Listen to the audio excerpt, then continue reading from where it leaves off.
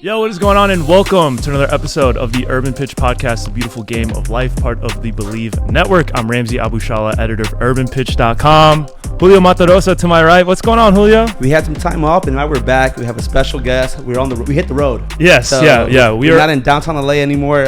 We came far away. Yeah, we hit the road. This is our very first on the road podcast because we have a very special guest. We're here at the Angel City FC Performance Center, Thousand Oaks, California, and we're here with a rookie sensation from tryless to top dog. She has 8 goals, 4th place in the NWSL currently.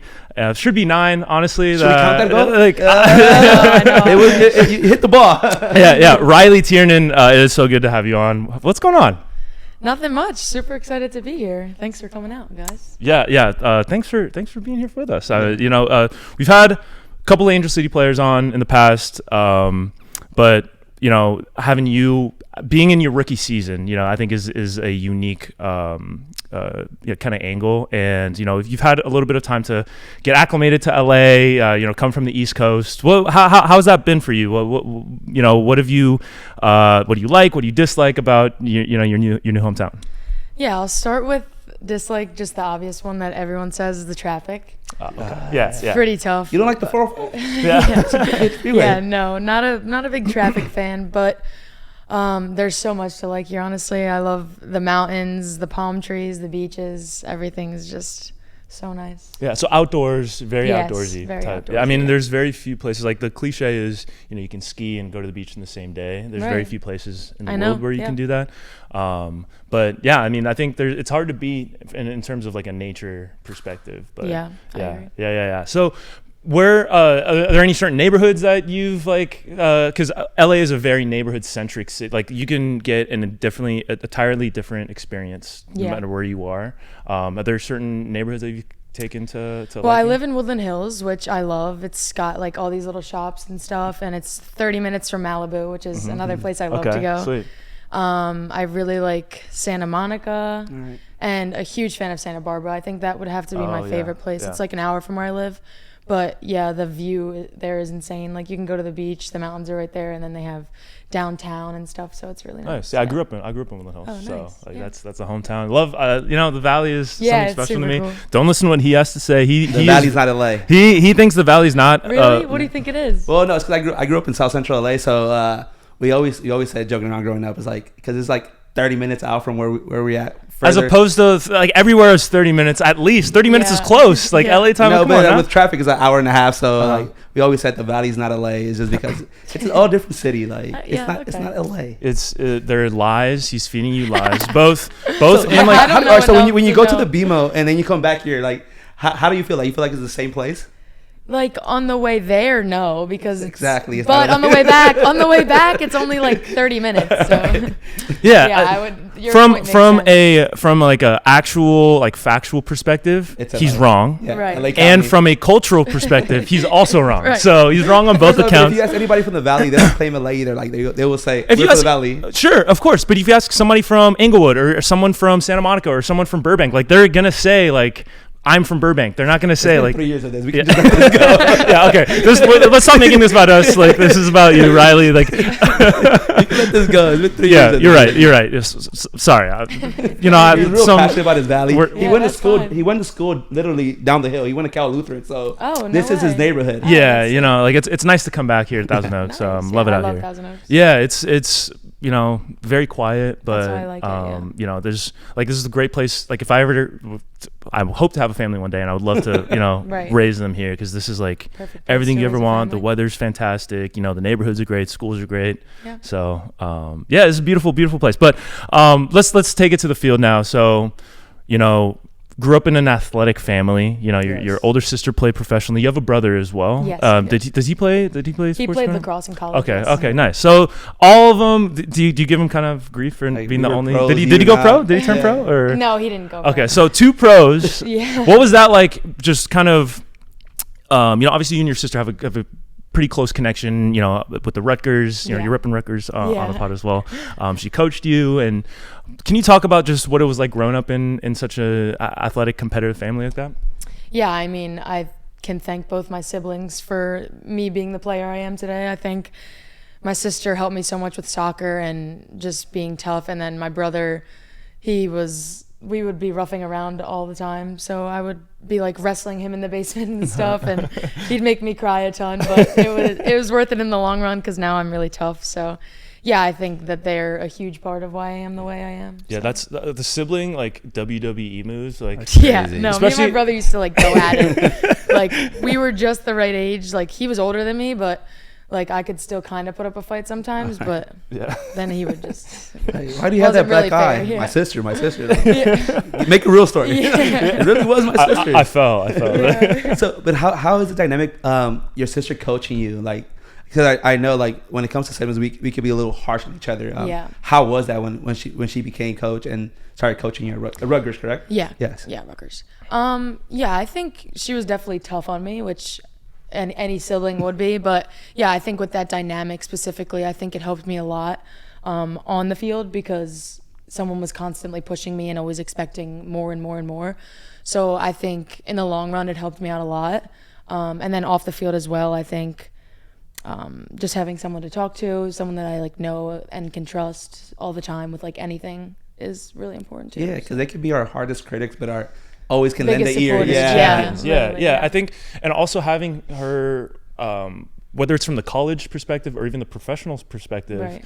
Having that person that you can ask for advice or even not even advice, but just seeing like what she's went through because, I mean, playing college sports. When you, as a freshman, it's kind of a scary atmosphere. And if you don't know what to expect, it could be a little bit difficult. But I'm sure, she was talking to you or you at least had some inkling of what to expect. And then same thing going to the pros. Like, what was that like just having somebody to talk to and have like throw ideas off of and get that support both on and off the field?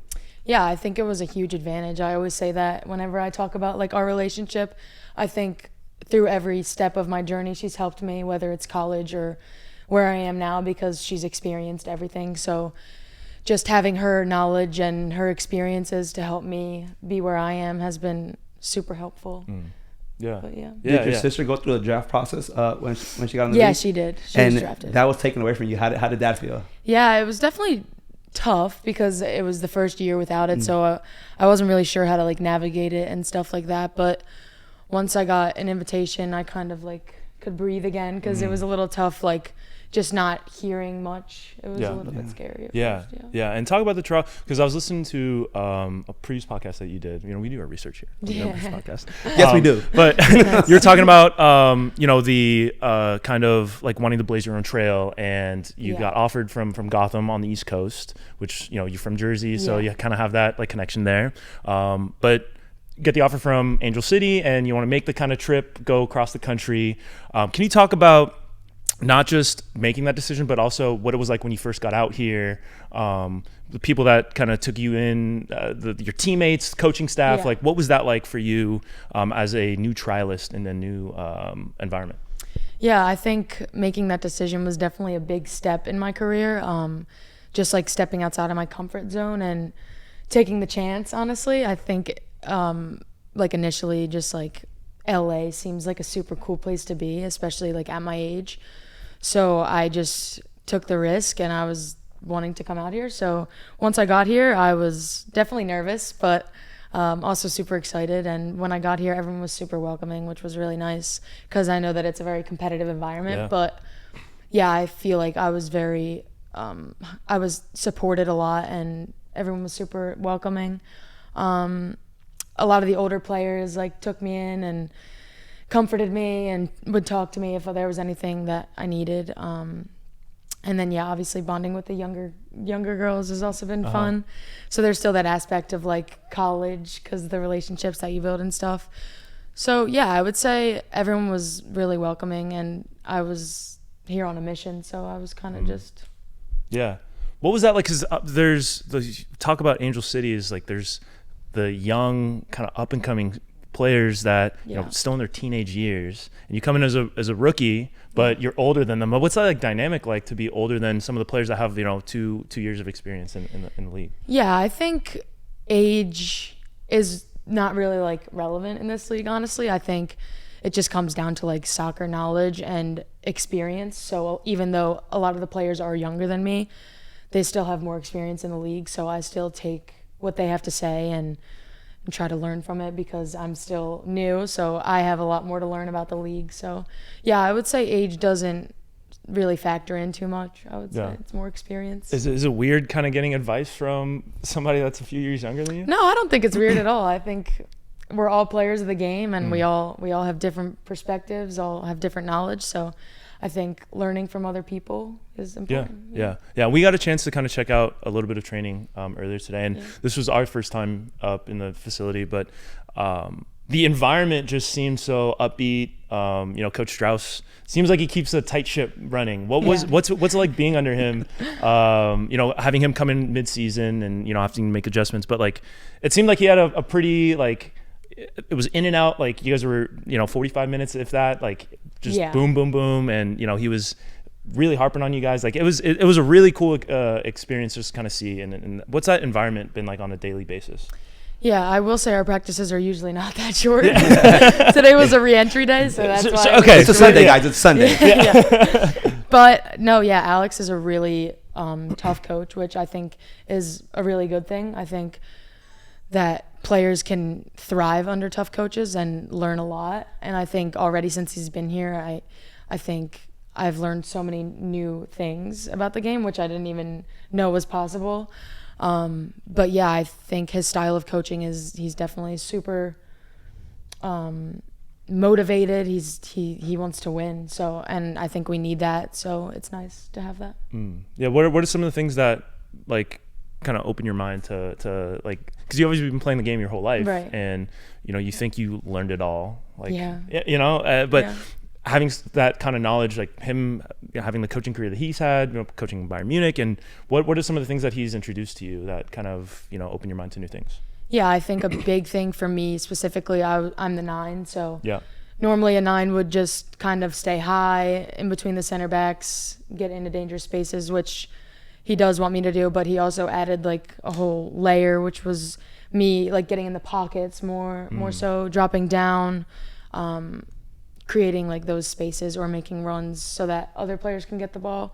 But yeah, just like the dynamic. He likes the front 5 to be very interchangeable. So I think it's really good. And I think at first it was a lot of information to take in, and it was a lot at once, but once I started to like slowly piece in those layers, I think it's helped me improve a lot. Yeah, and you seem real comfortable with your back towards the goal. Yeah. Not scared to turn around and go one-on-one with the players. Even though we're not counting last goal, evident from last goal. You had a great dynamic with Alyssa that just left the team. But who are you building that chemistry with now in that front side? Yeah, I think it's important for all of us to have relationships. I would say me and Kennedy have had a really good relationship up there. I think Svendis has been a great addition. She's super fast and dynamic up top.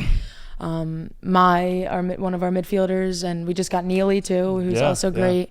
We just have a lot of layers, and I think all of those relationships are equally as important. And I think our outside backs also get involved in the attack, which is great. Like Giselle's super fast.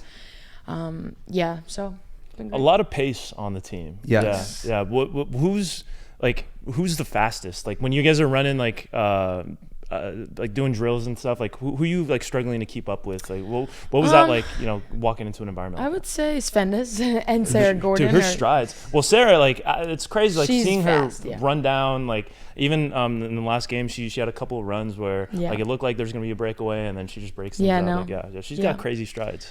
Yeah, I would say those two are definitely up there for sure, really fast. But yeah, I mean, like at this level, I think everyone's got something, so speed is definitely a good thing to have. Do y'all compare like your FIFA or your EAFC? No, we haven't done that yet. We just some people still haven't gotten their things from their lockers, so once they do, I'm sure we will. Well, what's that? Are you looking forward to being in a video game? Like, did you play the FIFA games growing up, or like what? Because that's a crazy thing. It's so cool. Honestly, that was not even in like, if you told me that last year that would be happening, I would be like, you're lying. But super cool. I mean, I feel like that's such a rare chance to do, and I think like as a little girl playing, I think that was all the things that you play for and the things you dream of when you're a little girl. So just to be like living that out is really fun. Yeah. You got to do one of those videos because I like seeing the NBA players when they get mad at their rankings. Yeah, like, yeah. I'm a 67 pace? No. Yeah, They're way faster than that. They've just been doing that with the MLS. I would have to say I do disagree with some of my ratings in there, but it's my first one, so I'm not really in a place to like complain about it. They gotta watch the game tape. I'm faster than that. 67 on my shooting. What's wrong? Yeah, come on. Disrespectful. Come on. So going back to the rookie experience, like what were some of the biggest eye-opening things from being a professional? I mean, obviously having your sister to kind of help you through that, but what were some of the biggest surprises, stuff that you didn't really expect to have to deal with or go through as a pro athlete? I would just say, honestly, nothing was really surprising. If anything, it was like pleasant surprises. Like, I would say the environment is so like comfortable, and like I feel like I have such a good relationship with pretty much everyone on the team, which is such a great thing to have.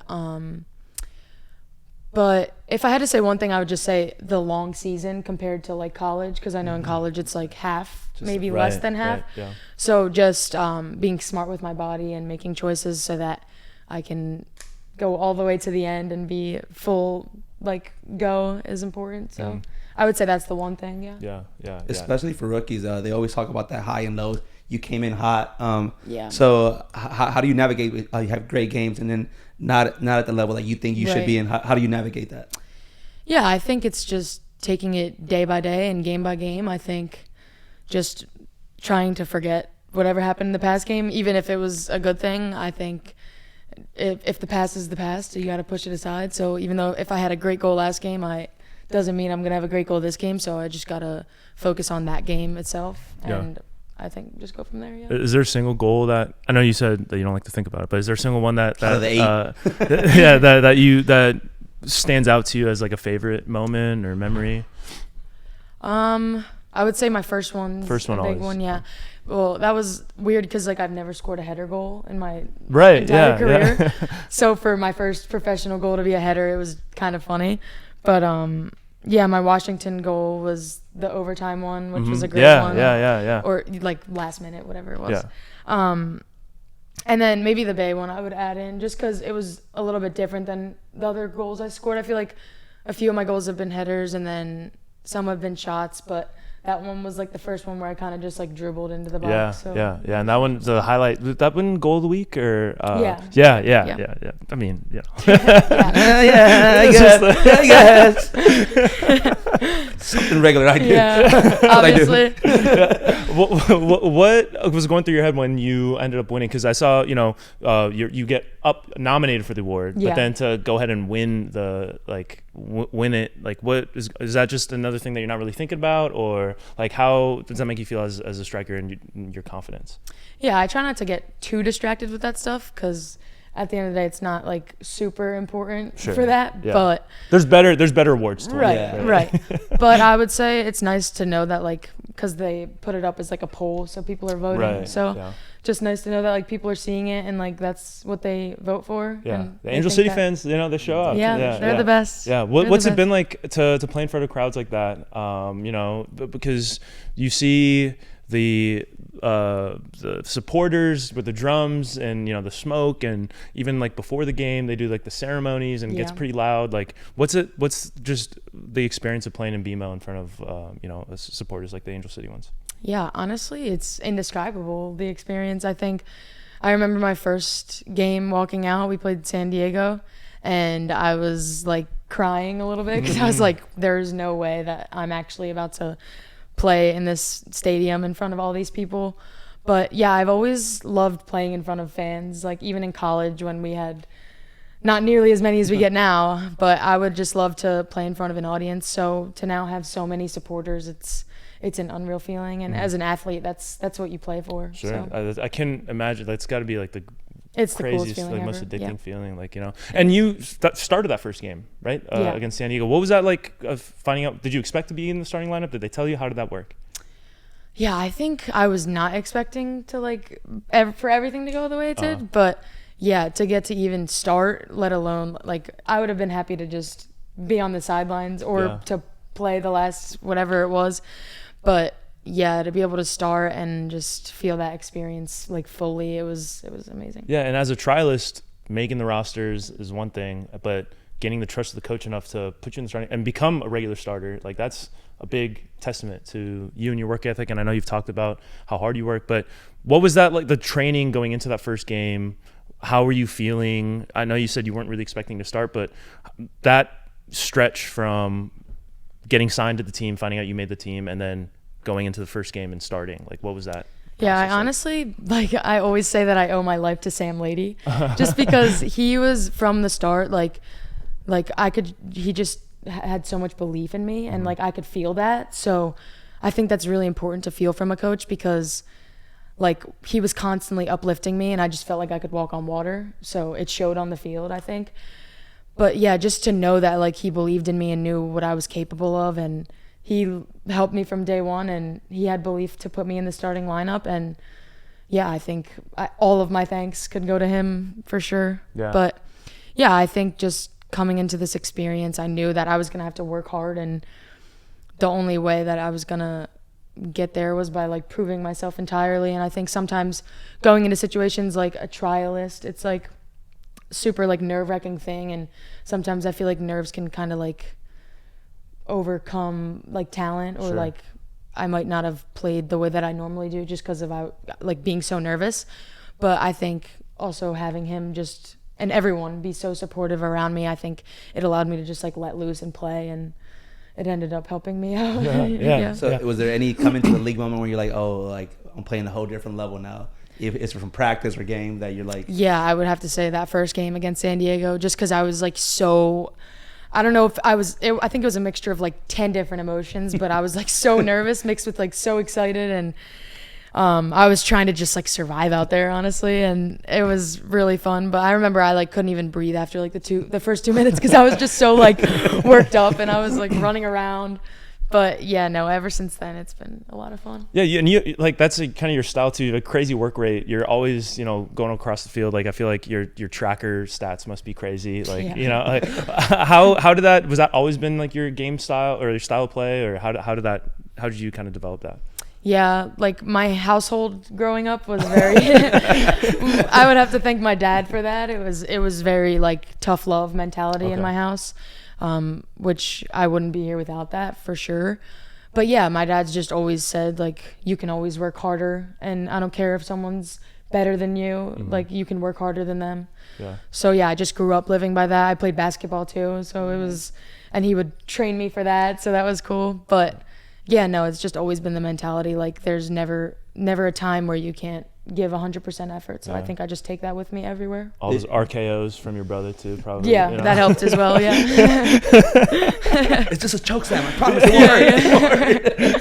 It's not. Yeah, that's the classic one. And just stand there. Yeah. Just stand there. Just stand there. Like I'm not even gonna do it. I promise you. He used to make me be goalie in the backyard, and he would shoot lacrosse balls, and I got hit in the mouth with one and had a busted lip. Yeah, so. It's all fun and games, so somebody starts crying, so somebody got to run away. Yeah, and then he's like, "No, you're fine. You're fine. Don't tell mom." We've all been there every time. Oh man! Did your dad play any sports growing up? Yeah, my dad played basketball. So like I always find it interesting because we've had other athletes on the thing, and parents that didn't play soccer, they try to give you advice. Like, Dad, you didn't play. You don't know what you're talking about. Yeah, sometimes that comes into play where he'll try to talk about like the actual like dynamics of like soccer, and I'm just like, you don't know. Yeah, you heard that in ESPN. Stop. Yeah, come on. I watched Ted Lasso too, Dad.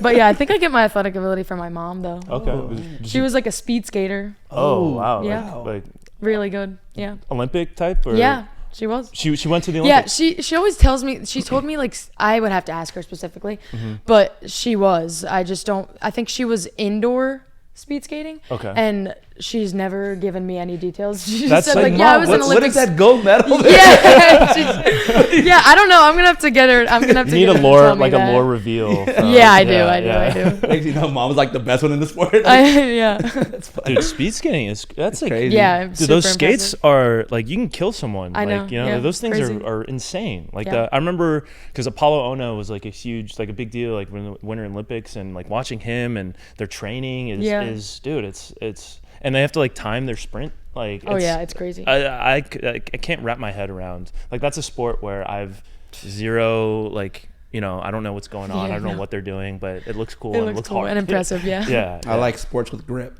Yeah. I'd be too scared. Yeah, don't. it's crazy. Yeah. So did both of your parents kind of coach you, or like, I know your dad said, or you said your dad trained you in basketball. Yeah. Like, were they kind of helping you out, doing stuff in the backyard, like with all three? I mean, I'm sure it was chaotic, like having to go to different practices and like, I don't know if you even had time to do stuff. But like, what was that dynamic like from having two athletic parents? Yeah, I think my dad specifically for basketball, he knew a lot, so he would practice like layups in the driveway with me and stuff like that. But I would say more so they would just like push me, and I would kind of do stuff on my own in the backyard. But yeah, they were definitely always telling me like, make sure you're doing what you need to do. Mm-hmm.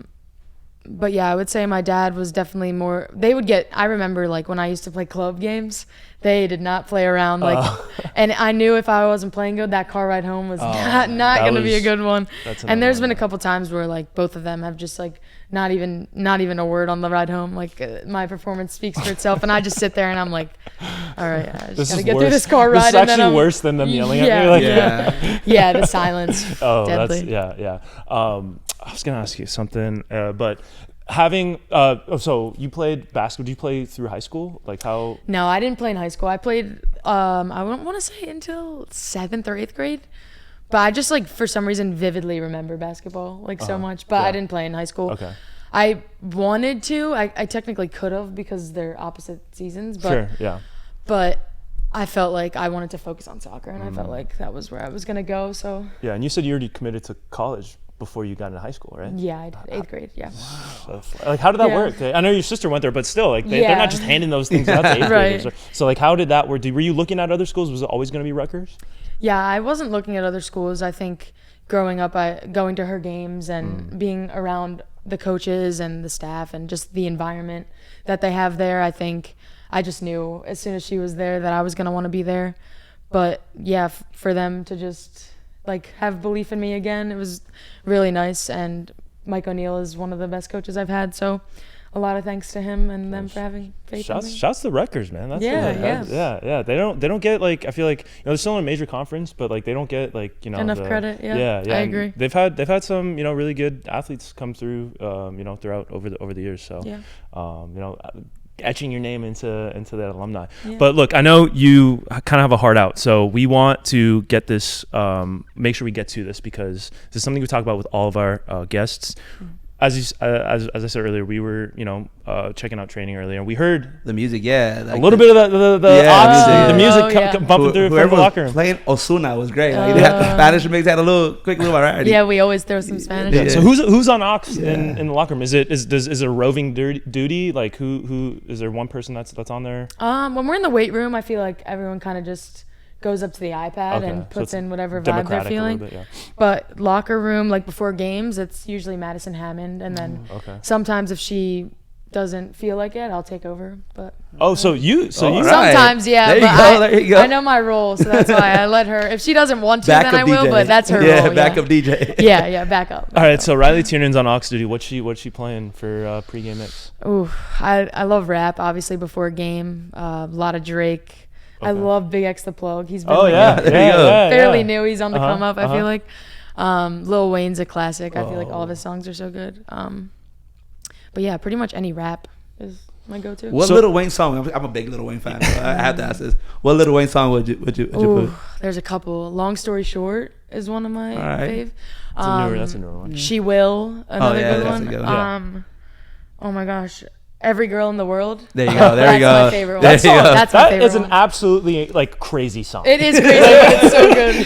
There's a couple lines. Max Main at the end. Yeah. That last verse, like I'm surprised It they is still crazy. have like Every rap song is, I feel like, though. Yeah, definitely. That Mac Main. Nah, but it's still it's an amazing song. It's a classic. It's a classic. They're like you can't help but like nod your head to that. Even though they're saying some insane, like just ridiculous. No, but that Young Money album, that's probably one of my favorites. That Young Money compilation album. Yeah. So you said Drake is a big in the locker room. We had Casey Fair on a few months ago, and she said Drake is huge in the Angel City locker room. So like I feel like the Drake pullback has not extended to your guys' locker room.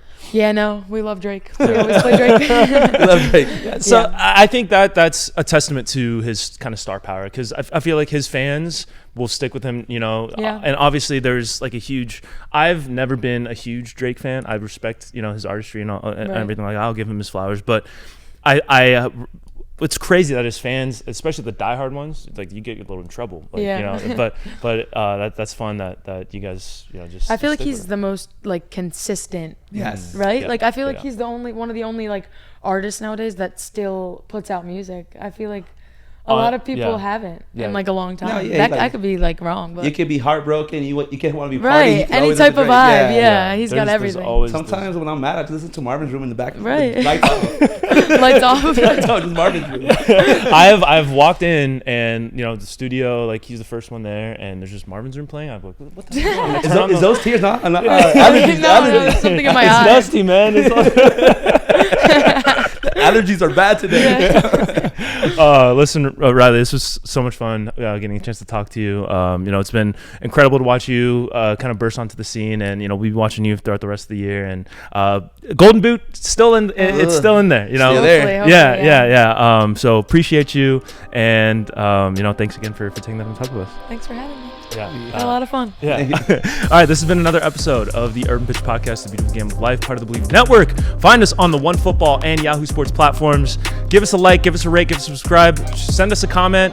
Could be nice, it could be mean. If it's a good enough roast, we might read it on camera. But for Julio Mataroso, Riley Tiernan, I'm Ramsey Abushala. We'll see you next week.